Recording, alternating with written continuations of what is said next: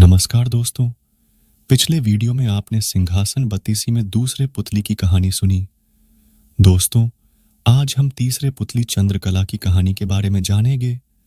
तो दोस्तों, वीडियो को पूरा जरूर सुने और चैनल को सब्सक्राइब कर दे। तो दोस्तों, आइए जानते हैं तीसरी पुतली चंद्रकला ने जो कथा सुनाई वह इस प्रकार है। तीसरे दिन जब वह सिंहासन पर बैठने को हुआ तो चंद्रकला नाम की तीसरी पुतली ने उसे रोककर कहा, हे राजन, यह क्या करते हो?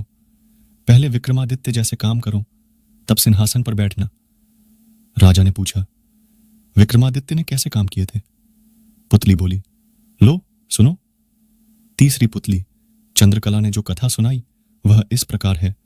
एक बार पुरुषार्थ और भाग्य में इस बात पर ठन गई कि कौन बड़ा है। पुरुषार्थ कहता कि बगैर मेहनत के कुछ भी संभव नहीं है, जबकि भाग्य का मानना था कि जिसको जो भी मिलता है भाग्य से मिलता है, परिश्रम की कोई भूमिका नहीं होती है। उनके विवाद ने ऐसा उग्र रूप ग्रहण कर लिया कि दोनों को देवराज इंद्र के पास जाना पड़ा। झगड़ा बहुत ही पेचीदा था, इसलिए इंद्र भी चकरा गए। पुरुषार्थ को वे नहीं मानते जिन्हें भाग्य से ही सब कुछ प्राप्त हो चुका था। दूसरी तरफ अगर भाग्य को बड़ा बताते तो पुरुषार्थ उनका उदाहरण प्रस्तुत करता जिन्होंने मेहनत से सब कुछ अर्जित किया था। इंद्र असमंजस में पड़ गए और किसी निष्कर्ष पर नहीं पहुंचे। काफी सोचने के बाद उन्हें विक्रमादित्य की याद आई। उन्हें लगा सारे विश्व में इस झगड़े का समाधान सिर्फ वही कर सकते हैं। उन्होंने पुरुषार्थ और भाग्य को विक्रमादित्य के पास जाने के लिए कहा। पुरुषार्थ और भाग्य मानव वेश में विक्रमादित्य के पास चल पड़े। विक्रमादित्य को भी झगड़े का तुरंत कोई समाधान नहीं सूझा। उन्होंने दोनों से 6 महीने बाद आने को कहा। जब वे चले गए तो विक्रमादित्य ने काफी सोचा।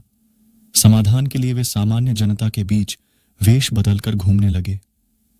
काफी घूमने के बाद भी जब कोई संतोषजनक हल नहीं खोज पाए तो दूसरे राज्यों में भी घूमने का निर्णय किया।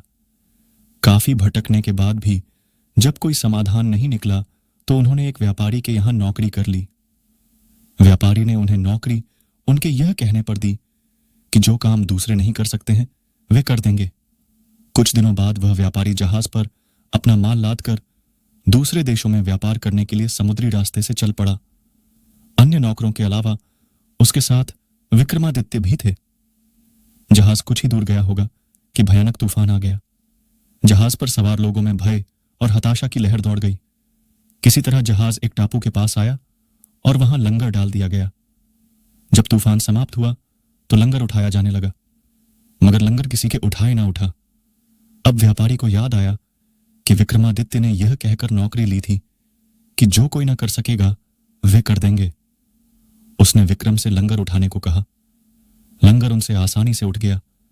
लंगर उठते ही जहाज तेज गति से बढ़ गया, लेकिन टापू पर विक्रमादित्य छूट गए। उनकी समझ में नहीं आया क्या किया जाए। द्वीप पर घूमने फिरने चल पड़े। नगर के द्वार पर एक पट्टिका टंगी थी जिस पर लिखा था कि वहां की राजकुमारी का विवाह पराक्रमी विक्रमादित्य से ही होगा। वे चलते चलते महल तक पहुंचे। राजकुमारी उनका परिचय पाकर खुश हुई और दोनों का विवाह हो गया। कुछ समय बाद वे कुछ सेवकों को साथ ले अपने राज्य की ओर चल पड़े। रास्ते में विश्राम के लिए जहां डेरा डाला वहीं एक सन्यासी से उनकी भेंट हुई। सन्यासी ने उन्हें एक माला और एक छड़ी दी। उस माला की 2 विशेषताएं थीं। उसे पहनने वाला अदृश्य होकर सब कुछ देख सकता था तथा गले में माला रहने पर उसका हर कार्य सिद्ध हो जाता। छड़ी से उसका मालिक सोने के पूर्व कोई भी आभूषण मांग सकता था। सन्यासी को धन्यवाद देकर विक्रमादित्य अपने राज्य लौटे। एक उद्यान में ठहरकर संग आए सेवकों को वापस भेज दिया तथा अपनी पत्नी को संदेश भिजवाया कि शीघ्र ही वे उसे अपने राज्य बुलवा लेंगे। उद्यान में ही उनकी भेंट एक ब्राह्मण और एक भाट से हुई। वे दोनों काफी समय से उस उद्यान की देखभाल कर रहे थे। उन्हें आशा थी कि उनके राजा कभी उनकी सुध लेंगे तथा उनकी विपन्नता को दूर करेंगे। विक्रमादित्य पसीज गए। उन्होंने सन्यासी वाली माला भाट को तथा छड़ी ब्राह्मण को दे दी। ऐसी अमूल्य चीजें पाकर दोनों धन्य हुए और विक्रम का गुणगान करते हुए चले गए। विक्रम राज दरबार में पहुंचकर अपने कार्य में संलग्न हो गए। 6 मास की अवधि पूरी हुई तो पुरुषार्थ तथा भाग्य अपने फैसले के लिए उनके पास आए। विक्रमादित्य ने फैसला दिया कि भाग्य और पुरुषार्थ एक दूसरे के पूरक हैं। उन्हें छड़ी और माला का उदाहरण याद आया। जो छड़ी और माला उन्हें भाग्य से सन्यासी से प्राप्त हुई थी, उन्हें ब्राह्मण और भाट ने पुरुषार्थ से प्राप्त किया। पुरुषार्थ और भाग्य पूरी तरह संतुष्ट होकर वहां से चले गए।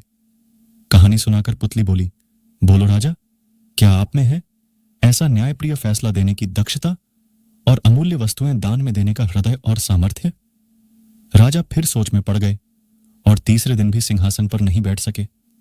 चौथे दिन चौथी पुतली कामकंदला ने सुनाई विक्रमादित्य की दानवीरता की कथा।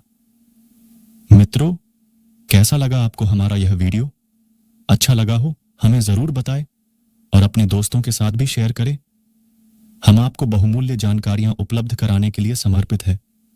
हम अपने इस कार्य में उनके समर्थन और सुझाव की अपेक्षा करते हैं ताकि हमारा यह प्रयास और बेहतर हो सके।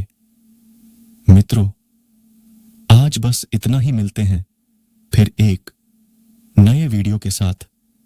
तब तक के लिए धन्यवाद। जय श्री कृष्ण।